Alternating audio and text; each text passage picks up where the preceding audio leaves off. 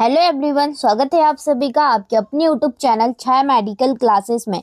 तो आज से हम बायोलॉजी की special MCQ test series start कर रहे हैं, ठीक है, जो कि प्योर एनसीईआरटी बेस्ड रहेगी। तो सभी एग्ज़ाम के लिए इम्पोर्टेंट ये बायोलॉजी की जो एमसीक्यू प्रैक्टिस है बहुत ही इम्पोर्टेंट होगी, क्योंकि यहाँ पर मैं जो एनसीईआरटी होती ना उसकी हर एक लाइन से एमसीक्यू प्लस पीवाईक्यू आपके सामने लेके आऊंगी। तो हम डेली हमारा टारगेट है 25 एमसीक्यू हम लोग कवर करेंगे, ठीक है ना। तो चलिए ज़्यादा टाइम वेस्ट ना करते हुए आज के इस अमेजिंग से, ठीक है, प्रैक्टिस सेट को स्टार्ट करेंगे। आज है प्रैक्टिस सेट 1 और अपना प्यार और सपोर्ट बनाए रखिएगा, ठीक है ना।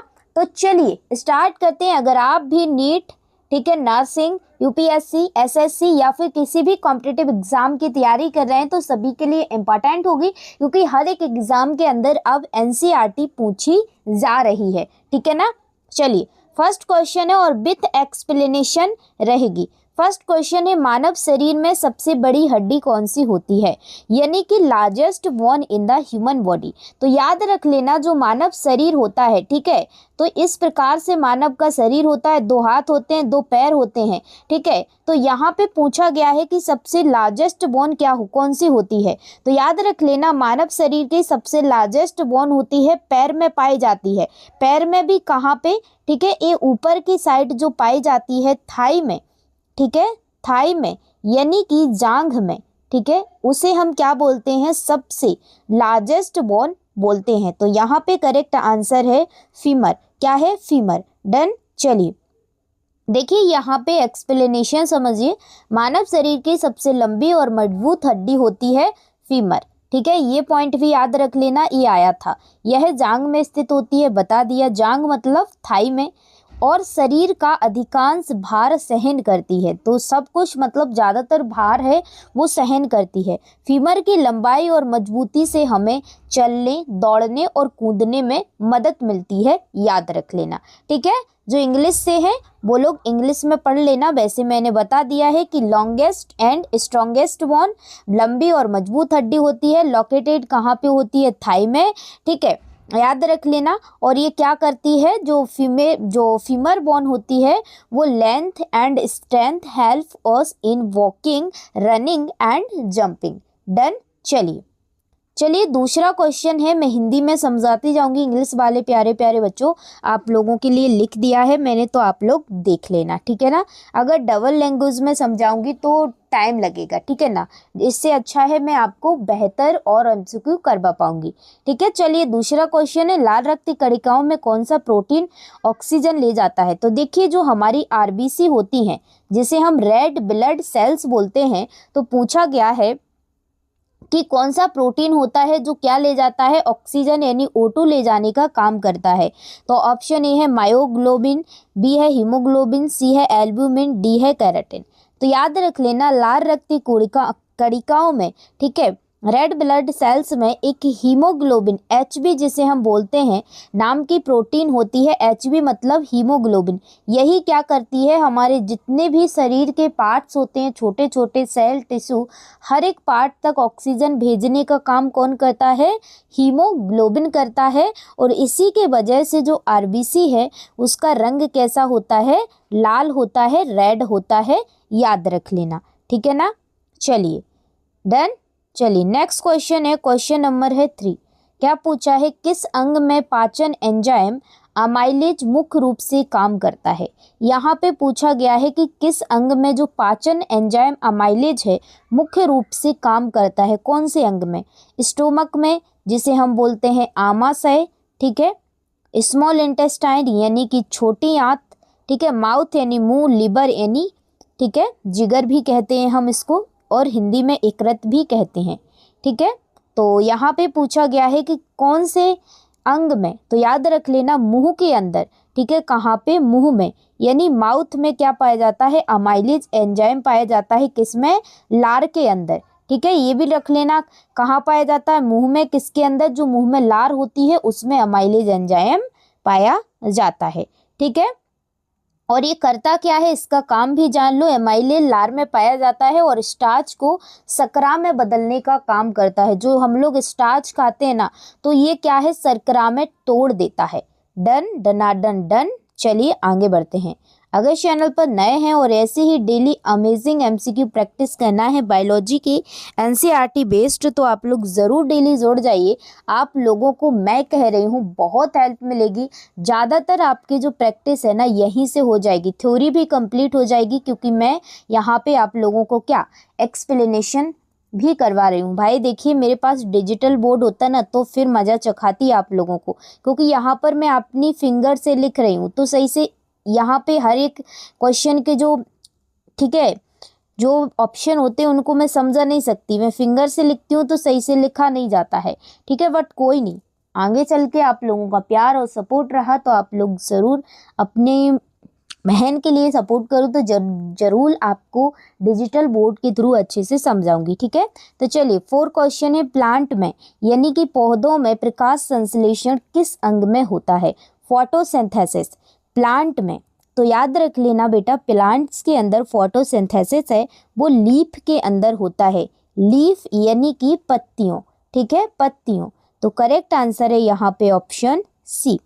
डन। पत्तियों में क्या होता है? क्लोरोप्लास्ट, ठीक है, होता है। और जहाँ पे प्रकाश संश्लेषण होता है, ये भी याद रख लेना, कौन होता है पत्तियों में?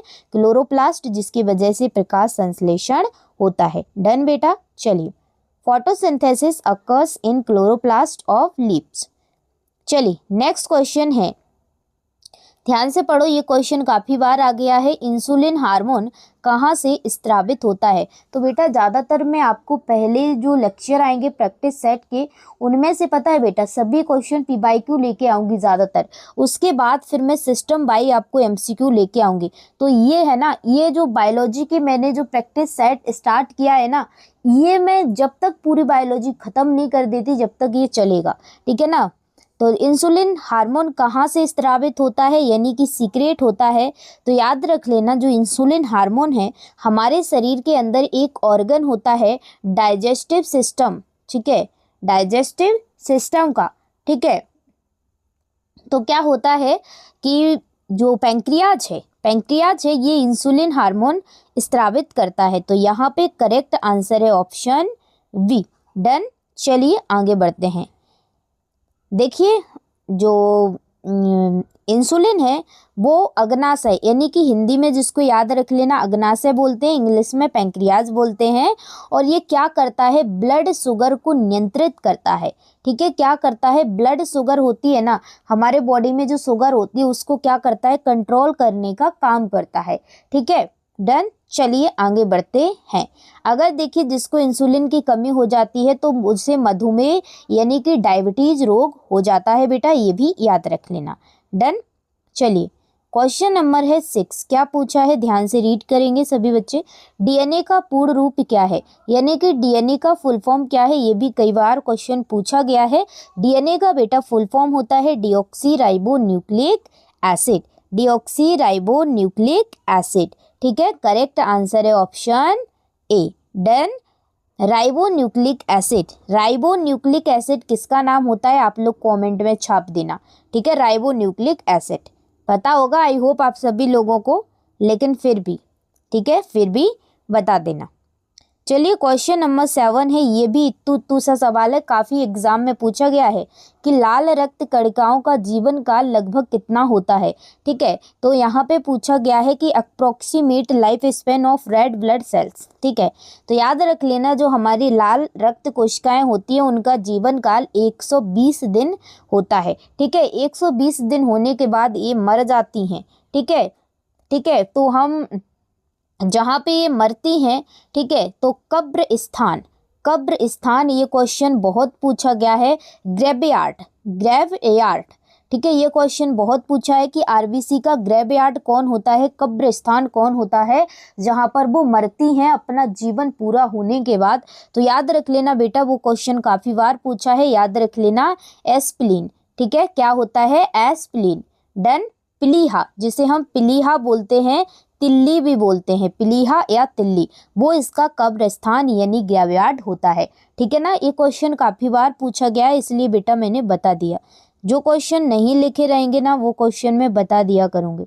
ठीक है ना, तो चलिए क्वेश्चन नंबर है 8, कौन सा विटामिन हड्डियों को मजबूत बनाता है? तो हड्डियों को स्ट्रेंथ कौन प्रोवाइड करता है? विटामिन ए किसके लिए इम्पोर्टेंट होता है? आँखों के लिए इम्पोर्टेंट होता है, लिख लेना। प्लस ये किस में घुलनशील होता है? ठीक है, ये फैट में घुलनशील होता है, यानी कि वसा में घुलनशील होता है।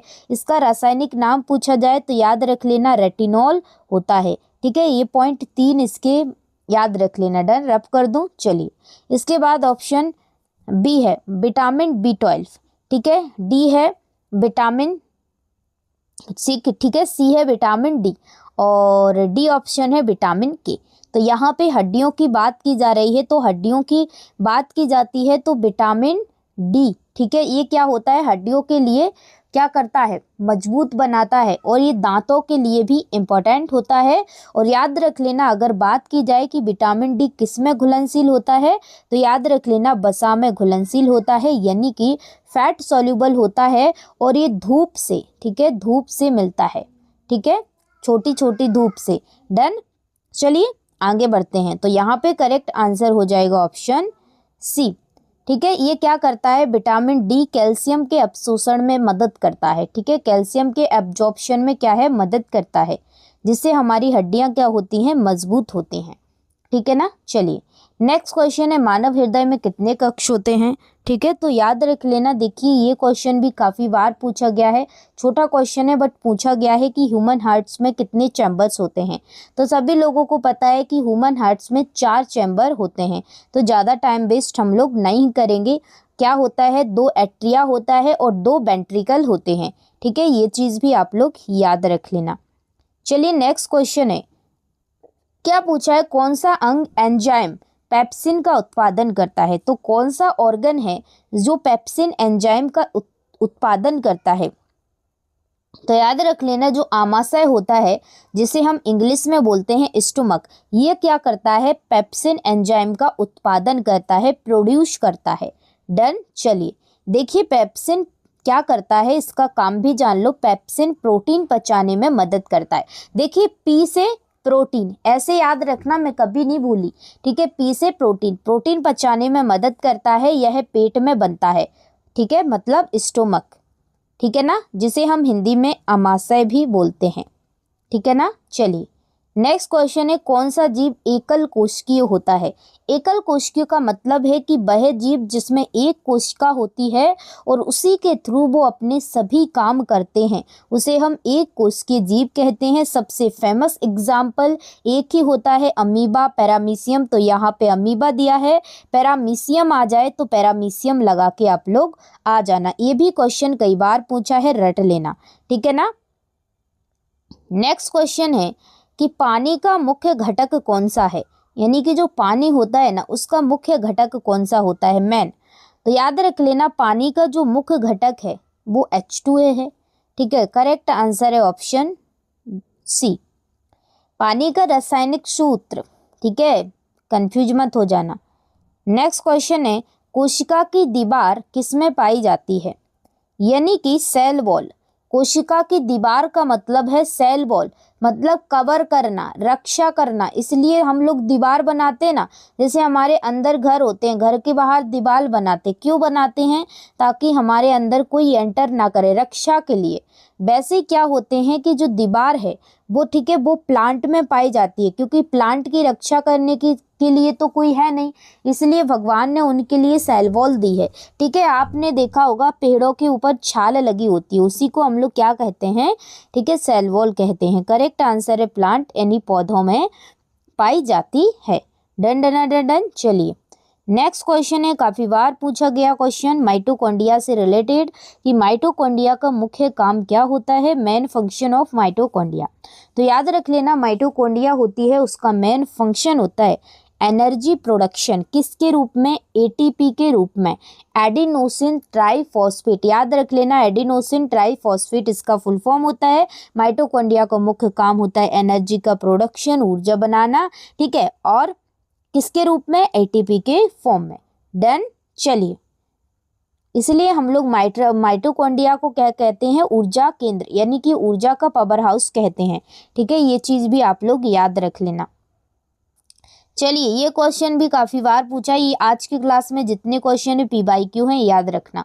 ठीक है, कौन सा रक्त समूह यूनिवर्सल डोनर होता है, which blood group is the universal donor. ठीक है, तो याद रख लेना कि जो कौन सा रक्त समूह है वो यूनिवर्सल डोनर होता है, तो याद रख लेना OG, हाँ जी OG। ठीक है, ओ ओ ओ ओ। ठीक है, चलिए, O नेगेटिव वो भी याद रख लेना, नेगेटिव पॉजिटिव नेगेटिव पूछे तो O नेगेटिव होता है। ठीक है ना, तो चलिए, किस अंग में हीमोग्लोबिन का निर्माण होता है, where is haemoglobin produce in human.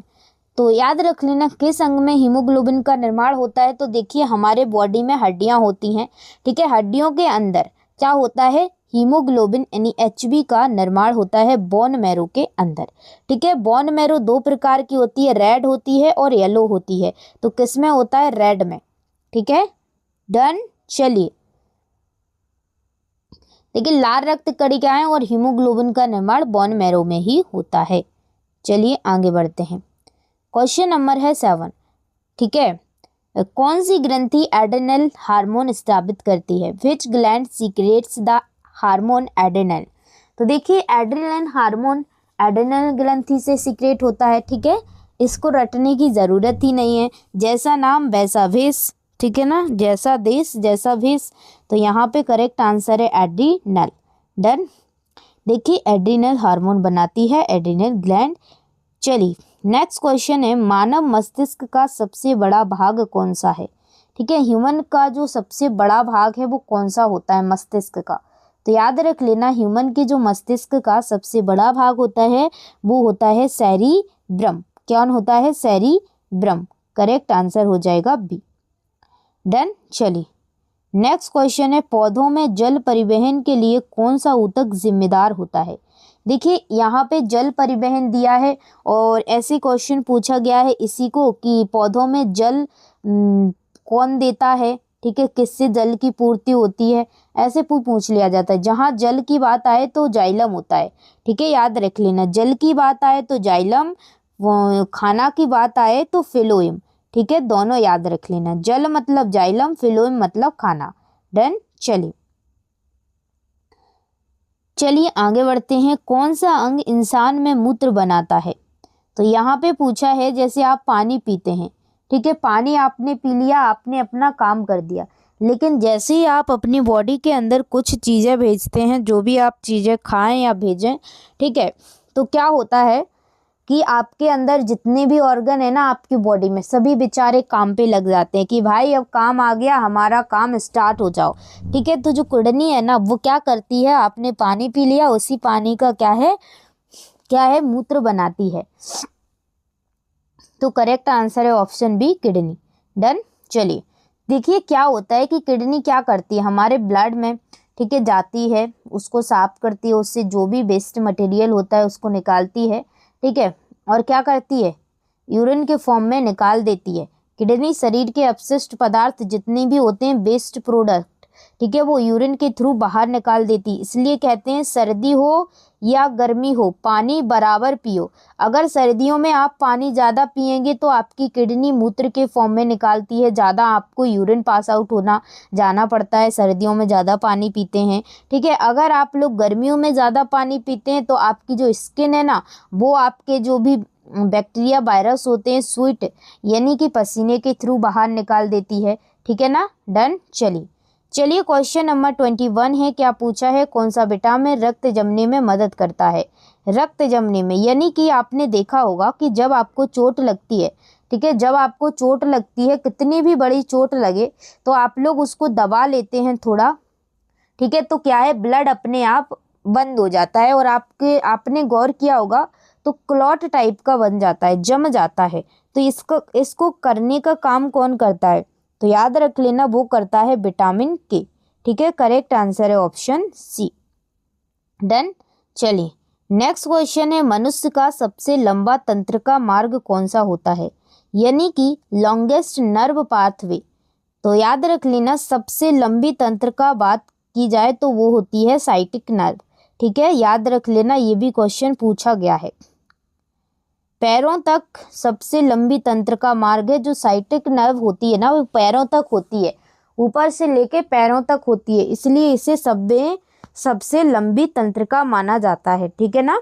चलिए नेक्स्ट क्वेश्चन है, हृदय की धड़कन को नियंत्रित करने वाला, ठीक है, हृदय की धड़कन को नियंत्रित करने वाला जो हिस्सा है वो कौन सा है। तो याद रख लेना, हृदय की धड़कन को जो नियंत्रित करता है वो ऐसे नोड करता है। ठीक है, करेक्ट आंसर है ऑप्शन ए। किसी भी क्वेश्चन में आप लोगों को कोई भी डाउट होता है आप लोग बेझिझक कमेंट बॉक्स में पूछ लेना। ठीक है ना। नेक्स्ट वीडियो में मैं उसका जवाब दे दूंगी। ये प्रैक्टिस सेट डेली चलेंगे जब तक कि पूरी बायोलॉजी एनसीईआरटी ठीक है कंप्लीट नहीं हो जाती है, मैं आपको क्लासेस देती रहूंगी। क्वेश्चन नंबर 24 है, कौन सा अंग हड्डियों के विकास में सहायक होता है। Which glands help in bones growth. तो याद रख लेना, कौन सा हार्मोन हड्डियों के विकास में सहायक होता है, तो पिट्यूटरी। ठीक है, कौन सा हार्मोन होता है, पिट्यूटरी। तो करेक्ट आंसर होता है ऑप्शन बी। डन। चलिए आगे बढ़ते हैं। देखिए पिट्यूटरी हार्मोन छोड़ती है, जो पिट्यूटरी ग्लैंड होती है जो हड्डियों के विकास में क्या करता है, मदद करता है। तो गाइस आज की जो एमसीक्यू सेशन है ना वो हमारा यहीं पर एंड होता है। ठीक है, तो आज का एमसीक्यू सेशन आप लोगों को कैसा लगा प्लीज कमेंट सेक्शन में ज़रूर बताएं। आज हमारा जो प्रैक्टिस सेट था वो पार्ट 1 था। अब मैं कोशिश करूंगी डेली प्रैक्टिस सेट देने की। जैसा कि मैंने आप सभी लोगों को बताया था कि माँ की तबीयत खराब थी, तो मतलब कोई कुछ नहीं आ रहा था। अब माँ की जो कंडीशन है वो स्टेबल है। ठीक है, तो मतलब मैं कोशिश करूँगी कि आपको डेली जो एमसीक्यू प्रैक्टिस है उसका लेक्चर अपलोड करूँ। टोटल एनसीईआरटी बेस्ड होगा और एनसीईआरटी सभी एग्ज़ाम्स में आजकल पूछी जा रही है। नीट में तो पूछी जाती है, नर्सिंग के जितने भी एग्ज़ाम्स हैं, एंट्रेंस एग्ज़ाम है उसमें पूछी जाती है। ठीक है, यूपीएससी, एसएससी एंड जितने भी कॉम्पिटिटिव एग्ज़ाम है सभी में एनसीईआरटी आजकल पूछी जा रही है, तो सभी के लिए इम्पॉर्टेंट होगी। ठीक है ना। तो चलिए मिलती हूँ नेक्स्ट वीडियो में। और एक और आपसे रिक्वेस्ट है कि अगर आप लोग प्लीज़ जल्दी से डिजिटल बोर्ड के लिए आप लोग डोनेशन जितना हो सके जितना दो, जिससे कि डिजिटल बोर्ड आए और आपको अच्छे से और बेहतरीन तरीके से free of cost MCQ practice करवा पाऊँ। ठीक है, मेरा एक ही उद्देश्य है कि जो भी मैं लेक्चर इस चैनल पर अपलोड करूँगी सभी फ्री ऑफ कॉस्ट रहेंगे, पूरी ईमानदारी से। ठीक है, आप सभी लोग अपना प्यार और सपोर्ट बनाए रखें। ठीक है, और जितना हो सके आप लोग डिजिटल बोर्ड के लिए डोनेशन करें, जिससे कि डिजिटल बोर्ड आए तो मैं आपको फेस टू फेस बढ़िया तरीके से समझा पाऊँ। ठीक है ना। तो अभी जो है उसी जो मिला है उसी को पर्याप्त करते हैं। ठीक है, अब जब होगा डिजिटल बोर्ड तो अच्छे धमाकेदार तरीके से पढ़ाएंगे। और अगर आप लोग नोट्स लेना चाहते हैं एमसीक्यू प्रैक्टिस का तो आप लोग कमेंट कर देना कि हमें नोट्स चाहिए, तो मैं आपको नोट्स प्रोवाइड कर दूंगी कहीं ना कहीं पे। ठीक है, तो चलिए मिलती हूँ नेक्स्ट वीडियो के अंदर। तब तक के लिए जय हिंद, जय भारत। पढ़ते रहिए, मुस्कुराते रहिए, डटना नहीं। देखिए तुम हमेशा बस एक बात याद रखना कि तुम बस शुरू, ठीक है, तुम बस शुरू यह सोचकर करना कि आपके सफल होने पर क्या क्या बदल जाएगा। लोगों का व्यवहार, लोगों की बात करने का तरीका और बहुत कुछ। ठीक है ना, इसलिए इस बात को सोचकर आप लोग डटे रहना कि हमारा सक्सेसफुल होना कितना ज़रूरी है। जो लोग भी आपसे अभी मुंह मुकोरते हैं, व्यवहार सही से नहीं करते हैं, बिहेवियर सही से नहीं करते हैं, जिस दिन आप सक्सेसफुल हो जाओगे बेटा ना सभी लोग आपसे अच्छे से बोलेंगे, तरीका से बोलेंगे। तो इस बात को लेके आप लोग हमेशा कभी भी गिल्ट फील मत करना कि कोई हमसे क्या कह रहा है। बस आप लोगों से कोई गलती हो गई है उस गलती को सुधारो और कसम खाओ कि आज के बाद कोई गलती नहीं होगी। देखिए बेटा, इंसान से गलती होती है, ठीक है, लेकिन उस गलती को लेके बैठे रहोगी कि मेरे से ये गलती हो गई है अब मैं आगे कुछ नहीं कर पाऊंगा या नहीं कर पाऊंगी। बेटा गलतियां सभी से होती हैं, लेकिन याद रखना उन गलतियों को सुधारना ही हमें पड़ेगा। ठीक है ना, किसी एक गलती को लेके हम बैठ थोड़ी सकते हैं। गलतियां हर एक इंसान से होती हैं, ऐसा कोई इंसान नहीं है दुनिया में कि जिससे गलतियां नहीं हुई हैं। ठीक है ना बेटा, गलतियां होती हैं लेकिन उन गलतियों से सीख लो, उन गलतियों से सीखो और कसम खाओ कि आज के बाद कोई भी गलतियां नहीं होगी। अपनी ईमानदारी से पढ़ाई करो। ठीक है ना, दुनिया क्या कहती है कहने दो, दुनिया क्या सोचती है सोचने दो। लड़के पढ़ो, झगड़ के पढ़ो, लेकिन अपनी पढ़ाई को कभी मत छोड़ो। सिचुएशन कैसी भी हो पढ़ाई नहीं छोड़ना है। ठीक है, क्योंकि पढ़ाई सिर्फ ये नहीं है कि नौकरी मिले, पढ़ाई जब आप लोग अच्छी बेहतर तरीके से पढ़ाई कर लेंगे तो आप लोग कुछ भी कर लेंगे, ठीक है ना। चलिए मिलते हैं नेक्स्ट वीडियो के अंदर। तो डेली मैं कोशिश करूँगी अब लेक्चर अपलोड करने की, ठीक है। Bye bye, take care, love you all. मिलती हूँ नेक्स्ट वीडियो के अंदर, ठीक है। तो फिर लास्ट में जाते जाते यही कहूँगी कि चोट लगे और आँखों में पानी भर लूँ, इतना वक्त कहाँ है। चोट लगे और आँखों में पानी भर लूँ, इतना वक्त कहाँ है। तुम कहते हो किसी और पर दिल खोल कर मर लूँ, इतना वक्त कहाँ है। अभी तो माँ बाप का एक भी सपना पूरा नहीं किया है, और तुम कहते हो आराम कर लूँ, इतना वक्त कहाँ है। बेटा जब तक सक्सेसफुल नहीं हो जाते तब तक आराम नहीं करना है। चाहे आपसे दुनिया क्या कहती है, क्या सोचती है, ये मैटर नहीं करता, आप क्या सोचते हो। क्योंकि बेटा दुनिया सिर्फ सोचेगी और कहेगी, साथ कभी नहीं देगी। याद रख लेना, एक चीज़ को लेके रखना, जो भी दुनिया में जो भी इंसान सक्सेसफुल हुआ है वो इस फेज से गुजरा है कि लोग क्या कहेंगे। जो भी जिसने भी ये चीज़, ठीक है, इस चीज़ को जला दिया कि लोग क्या कहेंगे, तो वो सक्सेसफुल हो गया। लोगों के बारे में मत सोचो, लोग सिर्फ कहते हैं, ठीक है। आपकी मदद नहीं करेंगे, आपका साथ नहीं देंगे, आपको मोटिवेट नहीं करेंगे, बल्कि डिमोटिवेट और करेंगे। जिस दिन आप गलत राय पर होगे, ठीक है, तो आपको सब लोग आपसे अच्छा कहेंगे, और वही गलत रास्ते पर जाते जाते आप कीचड़ में, दलदल में गिर जाएंगे। दलदल का मतलब है ऐसी सिचुएशन में फंस जाएंगे कि आपका निकलना मुश्किल होगा। तो वही 4 लोग जो आपको ये सलाह देते थे ये करो वो करो, वही 4 लोग आपकी हंसी मजाक उड़ाएंगे, ठीक है ना बेटा। तो डटे रहो, पढ़ते रहो, अपनी ईमानदारी से मेहनत करो। मिलती हूँ नेक्स्ट MCQ प्रैक्टिस सेट में, तब तक के लिए जय हिंद, जय भारत, वंदे मातरम।